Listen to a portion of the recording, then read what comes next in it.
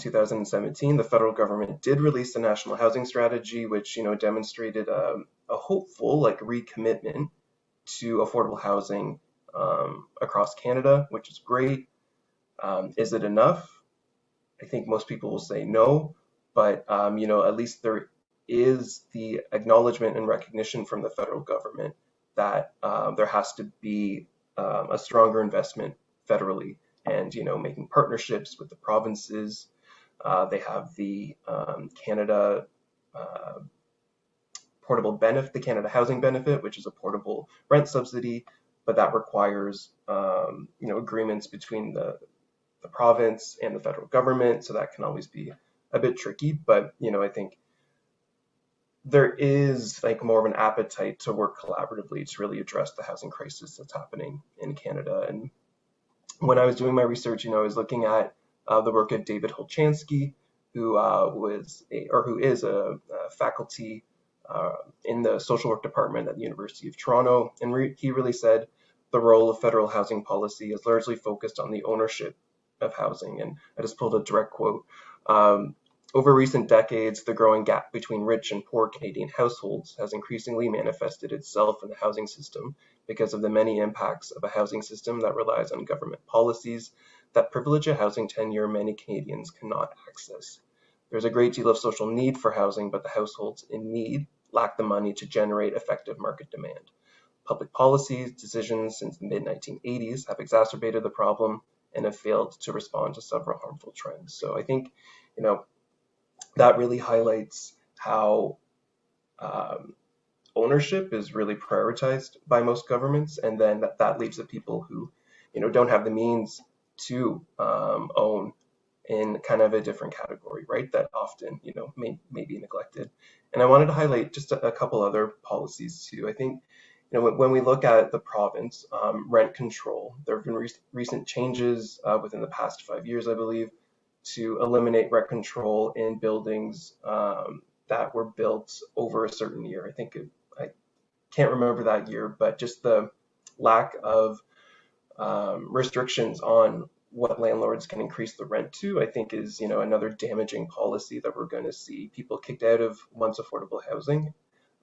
We see rent evictions as well, where people reclaim maybe a basement suite for their family member, but in actuality, they just,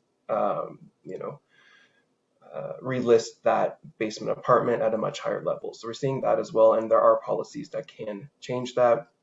And also inclusionary zoning, there's also good policies that, can be implemented to really increase housing stocks. So inclusionary zoning is where, you have, when you're building a new development, a certain proportion of that development has to be affordable housing. I think, it could range anywhere from 10 to maybe 40%. So I think, policies can actually work to our favor sometimes when it comes to building affordable housing. And then, at the municipal level as well, there's also, single family zoning, which restricts certain types of housing being built in designated zones that are meant to be single family homes only. And, that legislation, when it's used in the United States as a racial segregation kind of mechanism, right? And I think, I don't know, but most likely happen in Canada as well, where you're kind of protecting your neighborhood from, potentially low income housing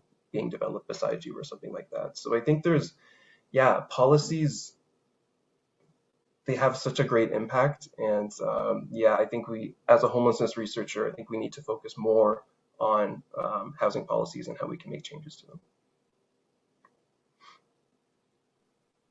I just have a little question. I'm wondering if you could speak a little bit about the importance of a living wage, and also maybe touching a little bit on, if you are on assistance as far as an OW or ODSP, essentially, which portion, what percentage of your income, regardless of where that's coming from, should be going towards housing?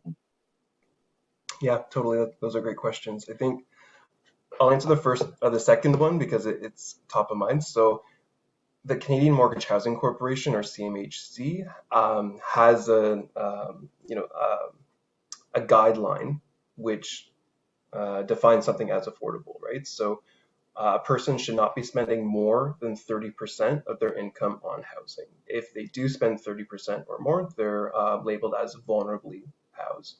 And if you spend more than 50%, there's a different label, which I think you're in extreme housing need or something like that. So yeah, 30% is a benchmark, but depending on where you live, that's not feasible, right? So I think, it's something that CMHC has written a couple papers about looking at I think it's a basket of goods or market basket of goods, where it takes a more kind of holistic approach to people's incomes and how that what they're spending it on and how that can impact affordability of places. So yeah, I think that's something that definitely needs another look, right, and more research into that. And the living wage too. Thank you for mentioning that. That's something that I neglected to mention. So I think, yeah, that's huge, where our minimum wage isn't keeping up, much like, social assistance rates. It's just not keeping up with the cost of living. So I think there was a study conducted a few years ago now that demonstrated that a single person working a minimum wage job in Toronto to afford a one-bedroom apartment has to work like over 80 hours or something like that, right? So it's just, people do it too, right? Which is, it's just how a lot of people have to manage and survive in our society without these kind of available affordable housing options. So I think, yeah, livable wages are so key. There needs to be substantial increases to the minimum wage. I know previous governments were heading in that direction, and then another government came in and made some changes to that.